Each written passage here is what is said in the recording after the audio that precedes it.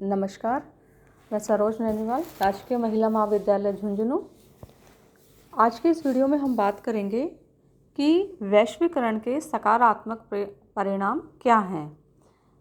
वैश्वीकरण का मतलब कि जब हम बात करते हैं पूरे विश्व के कल्याण की, पूरे साझे रूप से मानव के विकास की बात करते हैं, वो कहलाता है वैश्वीकरण। तो वैश्वीकरण के जो ये अवधारणा आई थी जब 20वीं शताब्दी के अंत में वैश्वीकरण के ऊपर काफ़ी जोर दिया जाने लगा था। जब ये अवधारणा आई थी, यानी जब विश्व के सभी देश मिलकर के साझे रूप से मानव के विकास की या मानव के कल्याण की बात कर रहे थे, तब आर्थिक और राजनीतिक आधार पर इसकी काफ़ी आलोचना भी हुई। आलोचना होने के बाद में ये अधिकांश देश लेकिन यह महसूस करने लगे कि आर्थिक विकास और सामाजिक परिवर्तन के लिए वैश्वीकरण ज़रूरी है, और इसी के फलस्वरूप 21वीं शताब्दी के आरंभ से ही इस प्रक्रिया में तेज़ी से वृद्धि होने लगी। यानी ये तो महसूस किया जाने लगा कि वैश्वीकरण जो है वो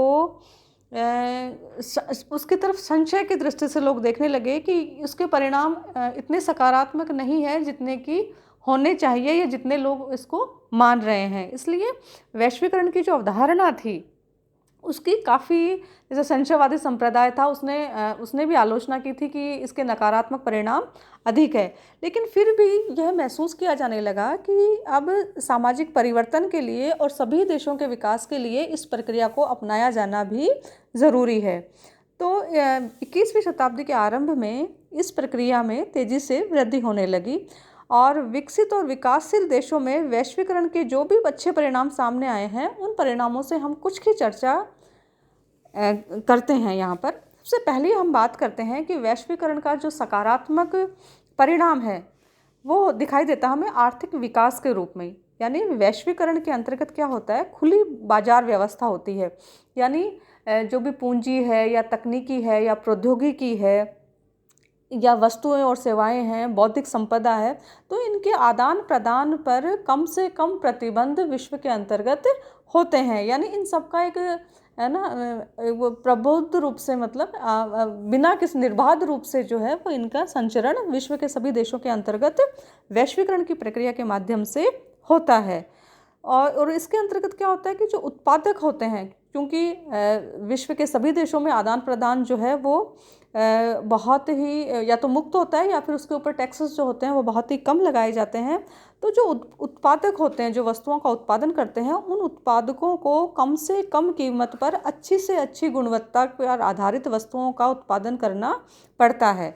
इससे तो उद्योग धंधों का विकास होता है, और दूसरी ओर ये भी ज़रूरी हो जाता है कि उत्पादन की नई तकनीकों को काम में लिया जाए। उत्पादन की नित्य नई तकनीकों जिनसे कि लागत कम आए, चीज़ जो वस्तु जो उत्पादित हो रही है उसकी गुणवत्ता बनी रहे, और साथ ही साथ उसकी लागत कम होगी तो उसको दूसरे देशों में भेजने के ऊपर भी आसानी रहेगी। तो देश के प्राकृतिक साधनों का सही उपयोग करने और उपभोक्ताओं को कम कीमत पर अच्छी वस्तुएं उपलब्ध कराने के लिए यह प्रक्रिया, यानी यह जो वैश्वीकरण की प्रक्रिया है, यह सहायक सिद्ध हुई। तो जो लोग ये कहते हैं कि वैश्वीकरण की जो परिणाम है वो सकारात्मक होंगे और वास्तव में पूरे विश्व का जो मानव समुदाय है उसके विकास के लिए, उसकी प्रगति के लिए वैश्वीकरण की प्रक्रिया के माध्यम से जो कार्य जो हैं वो किए जाते हैं, तो वो बताते हैं कि भाई वैश्वीकरण की जो प्रक्रिया है ना, इससे आर्थिक विकास सभी देशों के अंतर्गत उनका आर्थिक विकास होता है। दूसरा जो वैश्वीकरण का सकारात्मक परिणाम है वो है कि विदेशी निवेश में वृद्धि। विश्व के अधिकांश देश जो हैं वो तो या तो गरीब हैं या तो फिर विकासशील देश हैं। तो इन देशों के पास में खनिज भंडार तो है, कच्चा माल भी है, लेकिन उसके बाद में भी इनके पास में पूंजी की कमी है। तो इस जो वैश्वीकरण की जो प्रक्रिया है, इसके माध्यम से विकासशील और पिछड़े हुए देशों में दूसरे देशों के लोग जो कि विकसित देश हैं या जिनके पास में पूंजी है, तो वो विकसित देश के लोग पूंजी का निवेश करने लगते हैं, और इससे ऐसे जो गरीब देश होते हैं या जो विकासशील देश होते हैं, ये जिनके पास में कि प्राकृतिक जो संपदा होती है वो तो काफ़ी होती है या कच्चा माल काफ़ी होता है, तो विदेशी पूंजी निवेश के कारण ऐसे देशों में भी अंतर्राष्ट्रीय स्तर पर प्रतिस्पर्धा करने की क्षमता विकसित होने लगती है। धीरे धीरे उनमें वैश्वीकरण की प्रक्रिया के माध्यम से क्षमता विकसित होने लगती है। तीसरा हम इसमें सकारात्मक परिणाम ले सकते हैं कि रोजगार के अवसरों में वृद्धि। तो वैश्वीकरण के फलस्वरूप लोगों को उद्योग, प्रौद्योगिकी, प्रबंध, संचार, निर्माण कार्यों और बहुत से क्षेत्रों में अपनी योग्यता और कुशलता को बढ़ाने की प्रेरणा मिली है।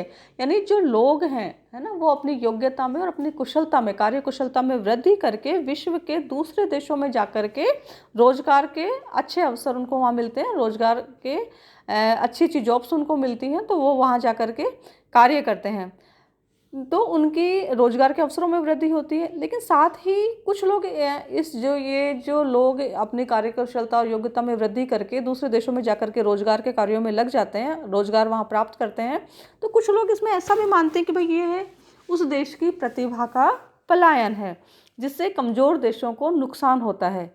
लेकिन यह धारणा भी पूरी तरह सही नहीं है। यह धारणा भी यहाँ गलत हो जाती है कि बहुत से वैज्ञानिक, डॉक्टर, प्रबंधक, वित्तीय विशेषज्ञ, इंजीनियर, शिक्षाविद आदि विदेशों से नई जानकारी लेकर के जब अपने देश में लौटते हैं तो देश के लिए उनका योगदान बढ़ जाता है। और वैश्वीकरण की प्रक्रिया के फलस्वरूप बहुत सारी जो बहुराष्ट्रीय कंपनियां हैं वो अस्तित्व में आई हैं। तो इन बहुराष्ट्रीय कंपनियों के द्वारा भी रोजगार के नए अवसर पैदा होने से लोगों की आर्थिक स्थिति में सुधार होने लगा है। उनको बहुराष्ट्रीय कंपनियों के माध्यम से रोजगार का एक नया प्लेटफॉर्म मिला है, जहां पर लोगों को रोजगार मिलता है, उनको नौकरियां मिलती हैं और इससे उन लोगों की आर्थिक स्थिति में सुधार होता है। चौथा, हम इसमें सकारात्मक परिणाम ले सकते हैं कृषि उत्पादन में वृद्धि, यानी वैश्वीकरण की प्रक्रिया के माध्यम से जो कृषि का उत्पादन होता है उसमें भी वृद्धि हुई है। विश्व के विकसित देशों ने खेती के ऐसे तरीके और उपकरण विकसित हुए हैं जिनके द्वारा कम भूमि पर अधिक उत्पादन किया जा सकता है।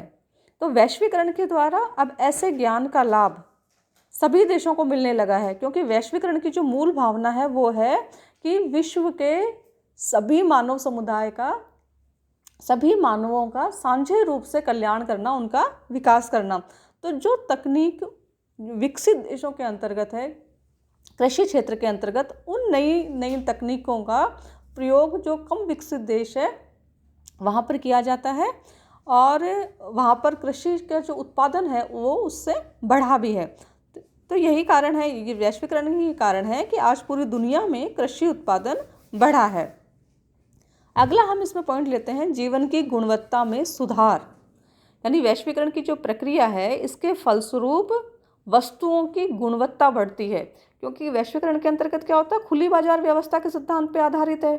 तो कम से कम कीमत के ऊपर हमें वस्तुओं का उत्पादन करना पड़ता है और साथ ही उनकी गुणवत्ता भी बनाए रखनी पड़ती है, क्योंकि वो विश्व के बाजार में, वो वस्तुएं पूरे विश्व के बाजार में जाती हैं।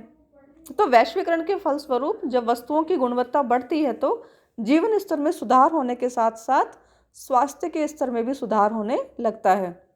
और विकासशील देशों के सामने जीवन से जुड़ा हुआ एक मुख्य प्रश्न है सामाजिक न्याय का है। तो आर्थिक विकास के साथ सामाजिक न्याय भी अपने आप ही बढ़ने लगता है। अगली हम बात करते हैं वैश्वीकरण के सकारात्मक परिणामों के अंतर्गत कि महिलाओं में जागरूकता बढ़ी है। तो वैश्वीकरण की प्रक्रिया ने महिलाओं को अपने अधिकारों के प्रति जागरूक किया है और जागरूक बनाने की दिशा में अपना विशेष योगदान भी दिया है।